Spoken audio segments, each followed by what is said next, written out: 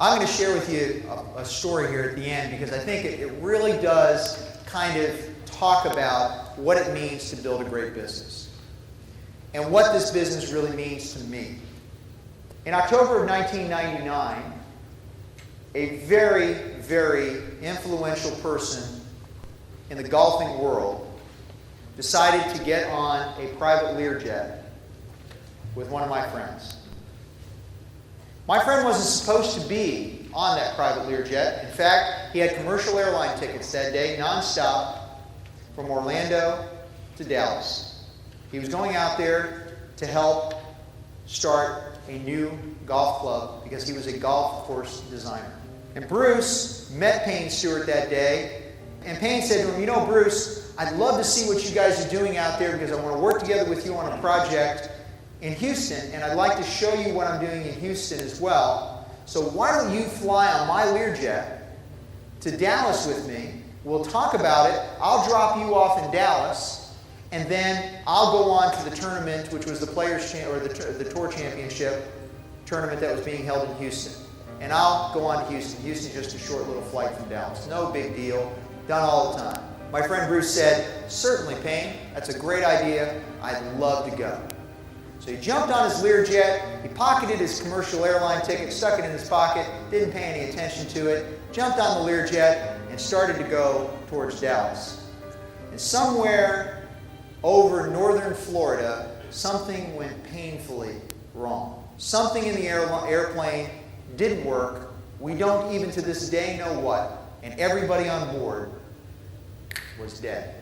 Well, that night, Bruce's wife, of course, got the tragic news, and they didn't even know if he was on there or not. And there was confusion as to whether Bruce was on the plane or not. And, of course, a couple of days later, it was confirmed that he was, in fact, on the plane. About a week and a half after the funeral, I was trying to figure out a way to call his wife, Kate. I didn't know how to do it because the tragedy was just so incredible. And I said to my secretary, Kathy, I must call Kate. I got to figure out a way to call her. And not 15 minutes later, the phone rang. And it was Kate. She said, "Don, I need your help." She was so emotionally distraught, she couldn't drive.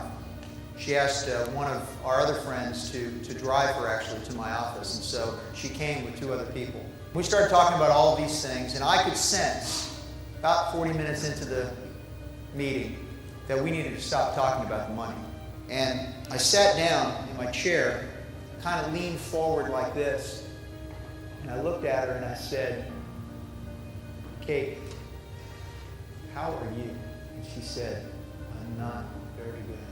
And she started crying. I started to cry. And then she looked up at me and she said, "You're the first person that's asked me that." Her oldest son, Benjamin, is very angry. He can't understand why God did this to his father. Why did God do that to my father? Not to Benjamin, to his father. See, it was unthinkable for Benjamin that his dad, who he loved and was just the most important person in his life, that they didn't get his body back. But you see, we've become a part of that family's life. The whole family. That's what this business is all about. You can't get that over the internet, folks. You can't get that with a computer. You can't get that. You can't get that unless you truly care. There was an old movie called The Wizard of Oz. Remember The Wizard of Oz? Scarecrow, he wanted what? He wanted a brain.